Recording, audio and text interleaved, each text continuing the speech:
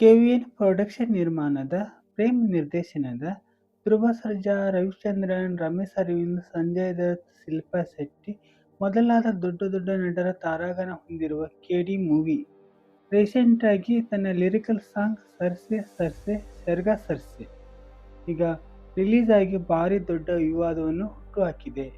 ಈ ವಿವಾದ ಏನು? ನಿರ್ದೇಶಕ ಪ್ರೇಮ್ ವಿರುದ್ಧ ಯಾಕೆ ಇಷ್ಟು ವ್ಯಾಪಕವಾಗಿ ಆಕ್ರೋಶ ವ್ಯಕ್ತವಾಗ್ತಾ ಇದೆ?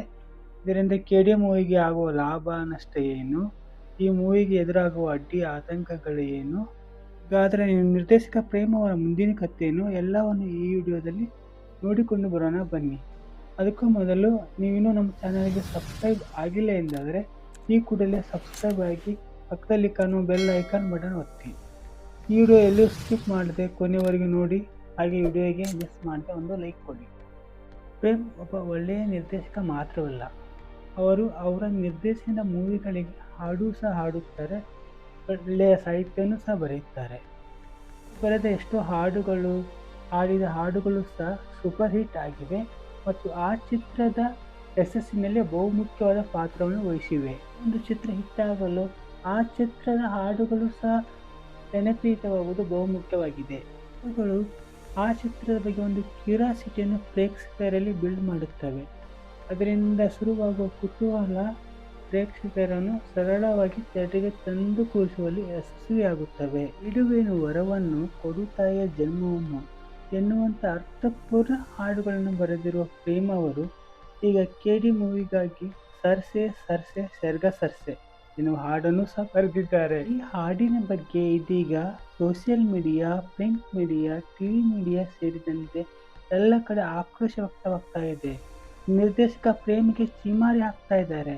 ಈ ಹಾಡಿನ ಸಾಹಿತ್ಯ ತುಂಬಾ ಅಶ್ಲೀಲವಾಗಿದೆ, ಕೆರ ಹಿಡಿದಿದೆ, ಬಳಸಿರೋ ಪದಗಳು ತುಂಬಾ ಅಶ್ಲೀಲತೆಯಿಂದ ಕೂಡಿವೆ, ಎಲ್ಲೂ ಒಂಚೂರು ಫಿಲ್ಟರ್ ಇಲ್ಲದೇನೆ ಅಡ್ಡದಿಡ್ಡಿಯಾಗಿ ಬೇಕಾಬಿಟ್ಟಿಯಾಗಿ ಬರೆದಿದ್ದಾರೆ ಎಂಬ ದೂರುಗಳು, ಆರೋಪಗಳು ಕೇಳಿ ಬರುತ್ತಿವೆ. ಈ ಹಾಡನ್ನು ಈ ಕೂಡಲೇ ಯೂಟ್ಯೂಬ್ನಿಂದ ಡಿಲೀಟ್ ಮಾಡಿಸಬೇಕು. ಕೆಡಿ ಮೂವಿಯಲ್ಲಿ ಈ ಸಾಂಗ್ ಇರಲೇಬಾರದು. ಆ ಸಿನಿಮಾದಿಂದ ಈ ಸಾಂಗ್ನ ಕತ್ತರಿಸಿ ತೆಗೆದು ಹಾಕಬೇಕು ಅಂತ ಜನ ಆಗ್ರಹ ಮಾಡ್ತಾ ಇದ್ದಾರೆ.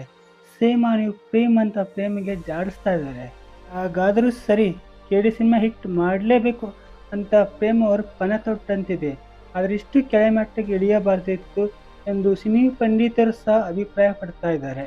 ಫ್ಯಾಮಿಲಿ, ಹೆಂಡತಿ, ಮಕ್ಕಳು ಅಂತ ಎಲ್ಲರೂ ಸೇರಿ ಕೂತು ನೋಡುವಾಗ ಈ ಸಾಂಗ್ ತುಂಬ ಮುಜುಗರವನ್ನು ಹುಟ್ಟಿಸುತ್ತೆ. ಇಂಥ ಚೀಪ್ ಮೆಂಟಾಲಿಟಿ ಪ್ರೇಮ್ ಅವರಿಗೆ ಇರಬಾರ್ದಿತ್ತು, ಈ ಥರ ಸಾಂಗ್ ಬರೆಯಬಾರ್ದಿತ್ತು ಎನ್ನುವುದು ಎಲ್ಲರ ಒಮ್ಮತದ ಅಭಿಪ್ರಾಯವಾಗಿದೆ. ಇದು ವಯಸ್ಕರ ಮೇಲೆ ಮತ್ತು ವಯಸ್ಕ ಬಾರದ ಮಕ್ಕಳ ಮೇಲೆ ತುಂಬ ಪರಿಣಾಮ ಬೀರುವ ಸಾಧ್ಯತೆ ಇದೆ. ಇದರಿಂದ ಸಮಾಜಕ್ಕೆ ಕೆಟ್ಟ ಸಂದೇಶ ಹೋಗುತ್ತೆ. ಇದರಿಂದಾಗಿ ಕೆಲವರು ಫಿಲಂ ಚೇಂಬರ್ಗೆ ದೂರು ಕೊಡಲು ನಿರ್ಧರಿಸಿದ್ದಾರೆ. ಹಾಗೆ ಸೆನ್ಸಾರ್ ಮಂಡಳಿಗೂ ಸಹ ದೂರು ನೀಡುವ ಸಾಧ್ಯತೆಗಳು ಹೆಚ್ಚಿವೆ. ಪ್ರಸ್ತುತ ಈ ಹಾಡು ಹಾಗೂ ಅದರ ವಿವಾದಗಳಿಂದ ಕೆಡಿ ಮೂವಿ ಎಲ್ಲ ಕಡೆ ಸುದ್ದಿ ಆಗ್ತಾ ಇದೆ. ಆದ್ದರಿಂದ ಮೂವಿ ರೀಚ್ ಮತ್ತು ಮೂವಿ ಮೇಲಿರುವ ನಿರೀಕ್ಷೆ ಡಬಲ್ ಆಗ್ತಾ ಇದೆ. ಪಾಸಿಟಿವ್ ಆದರೂ ಆಗಲಿ, ನೆಗೆಟಿವ್ ಆದರೂ ಆಗಲಿ, ಒಟ್ಟಿನಲ್ಲಿ ಚಿತ್ರಕ್ಕೆ ಭರ್ಜರಿ ಪ್ರಚಾರ ಸಿಗ್ತಾ ಇದೆ. ಅಂದುಕೊಂಡಿದ್ದಕ್ಕಿಂತ ಹೆಚ್ಚಿನ ಪ್ರಮೋಷನ್ ಆಗ್ತಾ ಇದೆ. ಆದರೆ ಮುಂದೆ ಇದು ಎಲ್ಲಿಗೆ ಹೋಗುತ್ತೆ, ಏನಾಗುತ್ತೆ ಹಾಗೂ ಪ್ರೇಮ್ ಇದಕ್ಕೆ ಯಾವ ಥರ ರಿಯಾಕ್ಟ್ ಮಾಡ್ತಾರೆ ಗೊತ್ತಿಲ್ಲ. ಹೆಸರ ಟಾಕ್ಸಿಕ್ ಮೂವಿ ಪೋಸ್ಟ್ಪೋನ್ ಆಗಿ ಡಿಲೇ ಆಗ್ತಾ ಇದೆ. ಹಾಗೆ ದಳಪತಿ ವಿಜಯರಾಜ್ ಜನನಾಯಕನ್ ಮೂವಿ ಕೇಸ್ ಇನ್ನು ಕೋರ್ಟಲ್ಲಿ ಪೆಂಡಿಂಗ್ ಅಲ್ಲಿ ಇದೆ. ಈಗ ಕೆಡಿ ಮೂವಿ ಕತೆ ಏನಾಗುತ್ತೋ ನೋಡಬೇಕು. ಈ ಮೂವಿಗಳನ್ನು ಸಹ ಕೆವಿಎನ್ ಪ್ರೊಡಕ್ಷನ್ಸ್ ನಿರ್ಮಿಸುತ್ತಿದ್ದು ಸಾವಿರಾರು ಕೋಟಿ ಬಂಡವಾಳ ಹೂಡಿದ್ದಾರೆ. ಆದಷ್ಟು ಬೇಗ ಈ 3 ಮೂವಿಗಳು ರಿಲೀಸ್ ಆಗಿ ದೊಡ್ಡ ಹಿಟ್ ಆಗಬೇಕು ಎಂಬುದು ನಮ್ಮ ಆಶಯ.